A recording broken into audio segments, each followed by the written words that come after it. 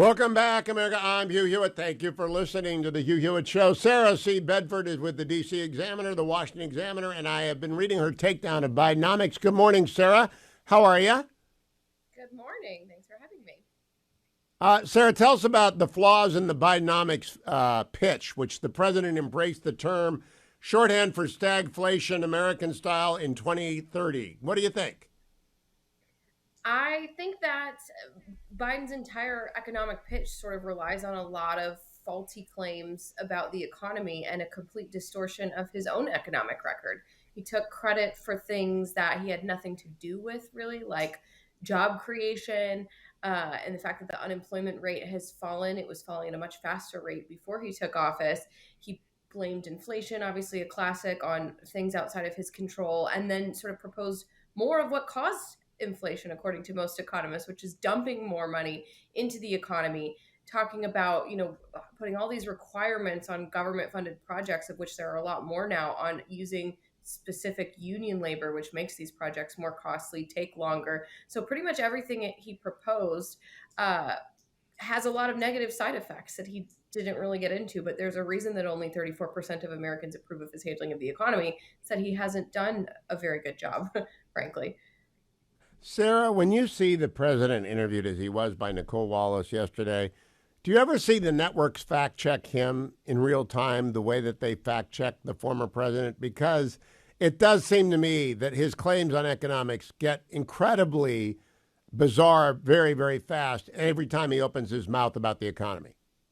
They almost never do. This is something that actually, I used to be part of the fact checking team at CNN. Relentlessly, we fact checked Donald Trump. And those same fact check operations at some of the mainstream media organizations are still fact checking Donald Trump, even though he's out of office. They haven't even really pivoted to the current president and fact checking a lot of his claims. Some of them are actually just boldly false. And he makes them repeatedly and gets away with it. Like, for example, he repeatedly claimed that the Trump tax cuts cost the economy trillions of dollars. That's just not true. Revenue collection has gone up in the 6 years since the tax cuts, but he gets away with it because he doesn't face the kind of scrutiny that the former president did.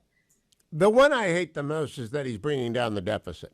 Now, what that means is he spent $7 trillion early on, and he's now got a Republican House, and he can't do it anymore. So the deficit is coming down because he cannot spend money that isn't there. I mean, does anyone not know that? Do people actually believe he's bringing the deficit down?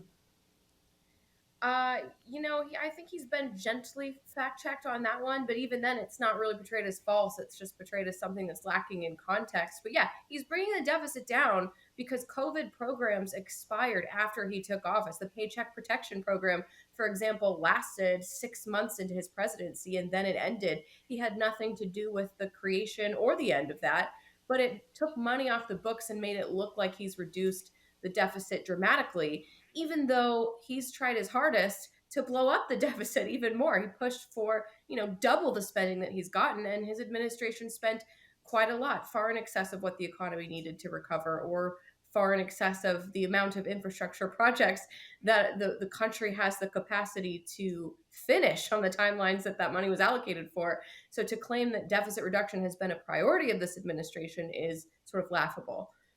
Sarah, are you standing by to write about the demise of student loan forgiveness, which was a charade to get votes, or about the rise of free speech in Colorado today? Is that part of your beat over at the Examiner? That, I believe, would be my colleague Kaylin Deese's beat, but certainly we're watching that. I think that case of the wedding website maker who did not want to violate her beliefs by making websites for same-sex couples is a really interesting one to watch. I did write about that at the time that the Supreme Court took it up. It has the potential to go a little bit further than the bake shop ruling, which was the Masterpiece Cake Shop ruling, which was narrow and didn't necessarily provide all of the religious liberty protections that conservatives were looking for. So that, I think, will be a really interesting one to watch today. Yeah.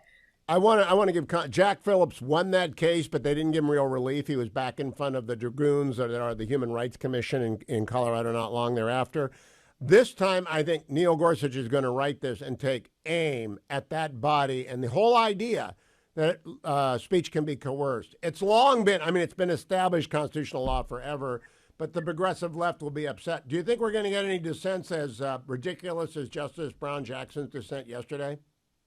That was wild, right? It was so personal and aimed at Justice Thomas.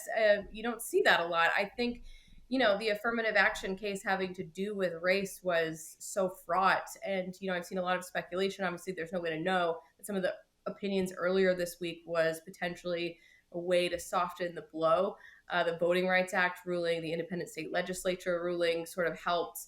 There were a few days when even the people who have been highly critical of the court was had to acknowledge that they did some rulings that progressives liked.